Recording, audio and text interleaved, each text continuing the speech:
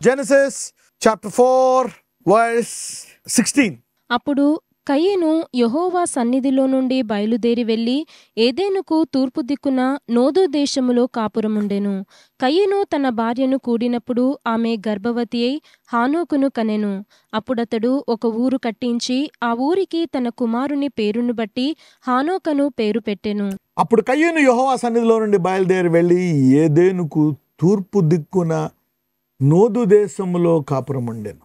మనం చూసాం కదా కయ్యూను మార్గము. కయ్యూనికి ఏది ప్రాముఖ్యం? నన్ను ఎవరూ చంపకూడదు, నా కానుక అంగీకరించాలా, నాకు అలాగుండాలా ఇలాగుండాలా, అంతే. అంటే కొంచెం లోక సంబంధమైనటువంటిది అనమాట. ఈగో, శరీర సంబంధమైనటువంటి ఆశ, అదే ప్రాముఖ్యం. అలాగని దేవుడు శరీర సంబంధాన్ని ఆశీర్వదించడం కాదు, ఆశీర్వదిస్తాడు దాన్ని కూడా. కానీ దీన్ని వెతికితే అది కూడా ఆశీర్వదించబడుతుంది. దేని మొదటి ప్రాధాన్యత దానికి ఇవ్వాలన్నమాట. అన్నీ ఇచ్చింది దేవుడే. సో ఇక్కడ చూస్తే మరి దేవుని సన్నిధి నుండి మరి బయలుదేరి వెళ్ళిపోయాడంట కయ్యూను. ఎంత కష్టం మరి! మీరు చూస్తే ఆదాము తోట నుండి గెంటి వేయబడినా సరే మరి ఏబేలు, కయ్యూను, ఆదాము, అవ్వ అందరూ దేవునితో సహవాసం చేస్తున్నారు, అవునా కదా? ఆదాము గెంటి వేయబడ్డాడు ఏదైనా తోట నుంచి, మీరు వెళ్ళిపోండి అని. దేవుడు అక్కడ 2 కెరూబుల్ని పెట్టి ఆ ఫలం తినకుండా కాపలా కాసాడు, తోట నుంచి గెంటేశాడు. వాళ్ళు సేద్యపరుచుకుంటున్నారు, నేల ముళ్ళు పొదలు వస్తున్నాయి, అన్నీ వస్తున్నాయి, కష్టాలు బాధలు ఉన్నాయి. కానీ దేవుడు మాట్లాడుతున్నాడు, సహవాసము అన్నీ నడుస్తున్నాయి, సహవాసం ఉంది దేవునితో. కానీ కయ్యూనుతో ఇక్కడ చూస్తే యెహోవా సన్నిధిలో నుండి బయలుదేరి వెళ్ళి ఏదెనుకు తూర్పు దిక్కు నుండి దేశంలో కాపురం ఉండెను. చూడండి, ఇక్కడ కయ్యూను ఏమడిగాడు దేవుణ్ణి?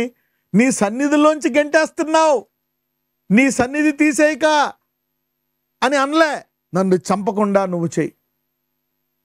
మరి ఆదాము మొదట పొరపాటు చేసిన తర్వాత కూడా దేవుడు సాయంకాలం వచ్చి మాట్లాడాడు. 2 మరి చర్మపు బట్టలు చేపించి దేవుడు మాట్లాడుతూనే ఉన్నాడు కయ్యూనుతో కూడా. మరి ఇక్కడ కయ్యూను దేవుడిని సన్నిధి నుంచి బయటకు వచ్చేసాడంట. Look at that, from the presence of God. దావీదు ఒక మాట అంటాడు, నా రాజ్యం తీసేస్తే తీసేయి, కానీ నీ సన్నిధి తీక అంటాడు, నీ పరిశుద్ధాత్మను తీక అంటాడు. ఇక్కడ సన్నిధి నుంచి వెళ్ళిపోతే పర్లేదు, దాన్ని ఎవరో చంపకుండా ఉంటే చాలు. అంటే ఇంపార్టెన్స్ పెరుగుతుందా తగ్గిపోయిందా? నాకు నువ్వు అవసరం లే, నీది అవసరం లే. The importance is coming down and down and down. తను దేశదిమ్మరి అయ్యాడు అంటే తన ఇంటి నుంచి దేవుని సన్నిధి నుంచి వెళ్ళిపోయాడు. ఆ చింతే లేదు. 14 చూద్దాం. నేడు ఈ ప్రదేశము నుండి నన్ను వెళ్ళగొట్టితివి, నీ సన్నిధికి రాకుండా వెలివేయబడి దిగులు పడుచు భూమి మీద దేశదిమ్మరై ఉందును, కావున నన్ను కొనుగొనివాడు నన్ను చంపునని యెహోవాతో అనెను. చూసారా? అంటే ఇక్కడ సన్నిధి నుంచి వెళ్ళిపోయాడు అనమాట, హీస్ ప్రజెన్స్. కానీ నాకు అది కావాలా, నాతో అప్పుడప్పుడు మాట్లాడుతానా ఉండు, ఏదో ఒక రీతిగా నువ్వు సెకండ్ పర్సన్తో అన్నా మాట్లాడు. ఇంతకుముందు దేవుడు దావీదుతో డైరెక్ట్గా మాట్లాడేవాడు, తర్వాత దావీదు పొరపాటు చేసినప్పుడు నాతానుతో మాట్లాడాడు, దేవుడు దావీదుతో మాట్లాడలే. ఇక్కడ సౌలుతోటి ప్రవక్తలు కూడా మాట్లాడట్లేదు. అంటే అక్కడ సౌలుతోటి దేవుడు మాట్లాడడం మానేశాడు, ప్రవక్తలు కూడా, సమూయేలు కూడా వెళ్ళలేదు. అదే కాదు, చివరికి వాళ్ళకి అలవాటు అయిపోయిందనమాట ఏంటి దేవుడి చిత్తం అని తెలుసుకోవడం. అలా అలవాటు అయిపోయి లాస్ట్కి ఒక సోద చెప్పేసి దగ్గరికి వెళ్తాడు, వెళ్ళిపోయి ఆమె దగ్గర కనుక్కుంటాడు. అంటే అతనితోటి ఏ ప్రవక్త మాట్లాడట్లేదు, ఏ సేవకుడు మాట్లాడట్లేదు సౌలుతోటి. దావీదుతో మరి నాతాను ఒకడు మాట్లాడాడు, తర్వాత దావీదు పశ్చాత్తాపడ్డాడు, తర్వాత దేవుడే దావీదుతో మాట్లాడడం మొదలుపెట్టాడు. తర్వాత నెక్స్ట్ వర్డ్స్. కయ్యూను తన భార్యను కూడినప్పుడు ఆమె గర్భవతి అయి హానోకును కనెను. అప్పుడతడు ఒక ఊరు కట్టించి ఆ ఊరికి తన కుమారుని పేరును బట్టి హానోకను పేరు పెట్టెను. ఈ హానోకు వేరు, ఆ హానోకు వేరు. ఆదాము నుంచి ఉండేటువంటి 7వ సంతతి అయిన హానోకు వేరు. ఇక్కడ మరి ఇతను కయ్యూను కుమారుడు. కయ్యూను ఒక పట్టణము కట్టించాడంట, ప్రాస్పర్ అయ్యాడు, అభివృద్ధి పొందాడు, బ్లెస్ అయ్యాడు. Is a king of a city. కానీ దేవుడు ఉన్నాడా? లేడు. No god, no god. దేవుడు లేడు. అలా కూడా ఇస్తాడా దేవుడు? ఎస్. ఎందుకంటే అతను దేవుడి స్వరూపంలో చేయబడ్డాడు, దాన్ని దేవుడు తీసుకోలేదు, ఊరే కట్టించాడు. You see that now. అందుకనే you shouldn't go after success, victory, success, money. Correct, అవన్నీ దేవుడు ఇస్తాడు, అవన్నీ ఇవ్వనంటలే. మొదట ఆయన రాజ్యమును వెతుకుడి, తర్వాత వినేస్తానంటాడు. అన్నీ ఇస్తే want give you the best, ఉత్తమమైన ఇస్తాడు.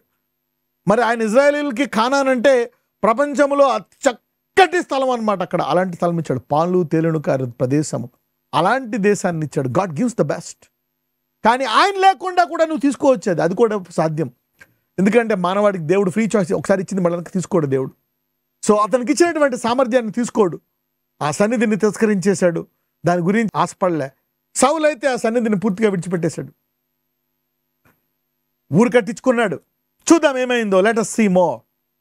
ఆదికాండం 5:4. షేతును కనిన తరువాత ఆదాము బ్రతికిన దినములు 800 ఏండ్లు. అతడు కుమారులను కుమార్తెలను కనెను. ఇక్కడ చూస్తే ఏబేలుకు బదులు సేతునిచ్చాడు అని ఉంటుంది. దేవుని సన్నిధి ఏంటి? దేవునికి ఇష్టమైనటువంటిది దేవుని సన్నిధి. ఆ మనిషి దేవుని చిత్తానుసారంగా నడవడం అనేది దేవుని సన్నిధి. 18 చూద్దాం. హానోకుకు ఈరాదు పుట్టెను. ఈరాదు మహుయాయేలును కనెను. మహుయాయేలు మతుషాయేలును కనెను. మతుషాయేలు లెమెకును కనెను. ఓకే, లెమెకు 2 స్త్రీలను పెండ్లి చేసుకొనెను. వారిలో ఒక దాని పేరు ఆదా, రెండవ దాని పేరు సిల్లా.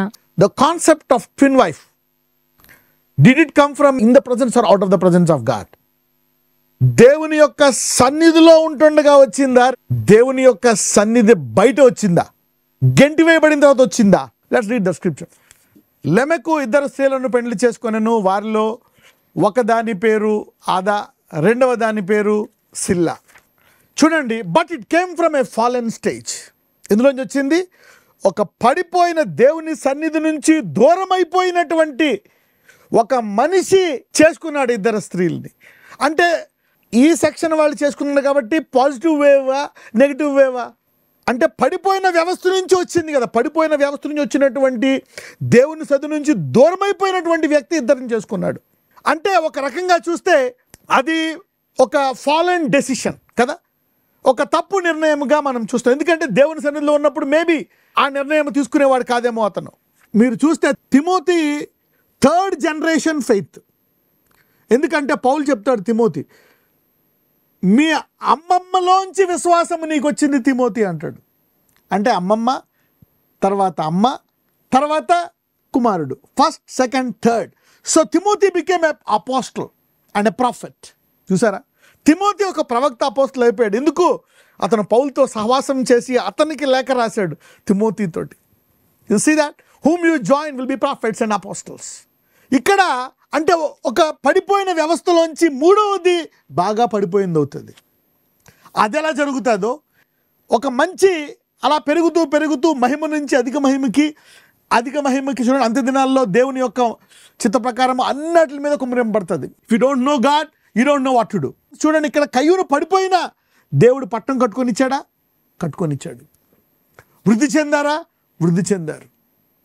కానీ తుదకు లమెకు వంశస్థులు ఎవరైనా ఉన్నారా? లేరు. లమెకు వంశస్థు రెఫర్ చేయడం రాదు. ఒకవేళ రెఫర్ చేస్తే దాన్ని చెడ్డగా రెఫర్ చేశాడు. చూడు, కయ్యూను మార్గము, బిలాము బోధని. అదే ఆదాము నుంచి వచ్చినటువంటి 7వ అతను హానోకు దేవునితో నడిచి అతను ఎత్తబడ్డాడంట. The divine from 7 suspended death and went to higher level. అలాగని ఇప్పుడు మీరు ఎవరిని తీర్పు తీర్చొద్దు. In the new covenant is different. Okay, ఇప్పుడు కొత్త నిబంధనలో so the church is the final bride. ఈ భూమంతా చేసింది దేవుని పరలోక రాజ్యం తీసుకెళ్ళబోయేటువంటిది వధువు. Somebody is beginning a faithful generation from your life. చాలామంది మీ విధేయత నుంచి మీరు దేవుని సన్నిధి పొందుకొని ఆయన చిత్తానుసారంగా ఉండి మీరు 2వ తరం 3వ తరం గొప్ప తరములకు జన్మనిచ్చుదురుగాక. ఈ వాక్యం వింటున్న వారందరూ మీ యొక్క తరముల శాపాలను, తరముల బలహీనతలను అధిగమించుదురుగాక. నజరేయుడైన యేసయ్య, ఇదిగో ప్రభువా, నీ వాక్యము ద్వారా నీ పరిశుద్ధాత్మ సహాయంతో మాకు బోధిస్తున్నావు. ఎలాగా తరాలు వెళ్లే కొలది దేవుని సన్నిధి లేని తరము ఎలాగైపోయిందో, తర్వాత మళ్ళా దేవుని సన్నిధి కలిగిన తరములోంచి సేతు నుంచి మళ్ళా వచ్చిన హానోకు దేవుని సన్నిధికి వెళ్ళిపోయాడు మరణాన్ని చూడకుండా. అయ్యా, మేము మా తరాల నుంచి, మా కుటుంబాల నుంచి గొప్పవారు తయారవునట్లు మమ్మల్ని అభిషేకించండి. అన్ని రంగాల్లో ఆశీర్వదించమని నజరేయుడైన యేసునామమున ప్రార్థిస్తున్నాము తండ్రి. ఆమెన్.